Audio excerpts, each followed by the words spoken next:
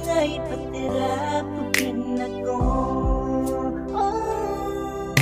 Pagpansin ko na, pagpansin ko na, hanin suangai patira pukin ako. Pagtawag na papasay, huwag nga kititama ko tanga. Masaguan din ko'y tama lang niya may basa. Tao si pagkalay na ko'y ang pagsafinay na. May witong nalasip ko'y ko'y tukuloto. Tiki maya pati kako'y loni fatu-fatu mai.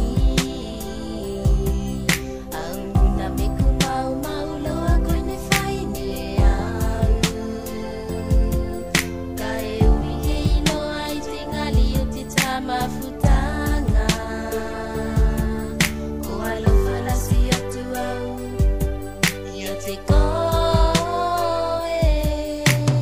Ponsing ko na, ponsing ko na, hari suangay patira pukin ako. Ponsing ko na, ponsing ko na, hari suangay patira pukin ako.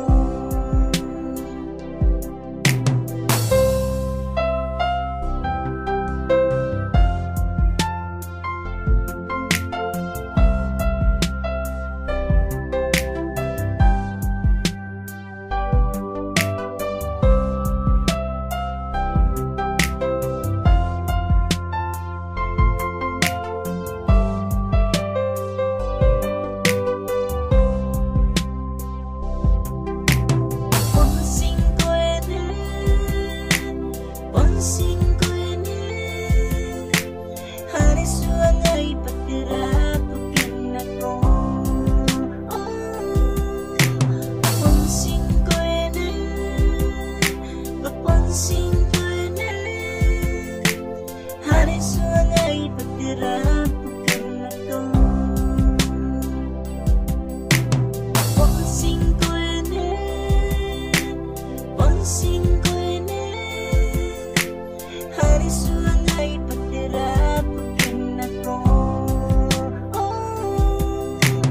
Ponsing ko na, ponsing ko na, hari suangay patira pukin ako. Hari suangay patira pukin ako. Hari tani may kaparaya purin ako.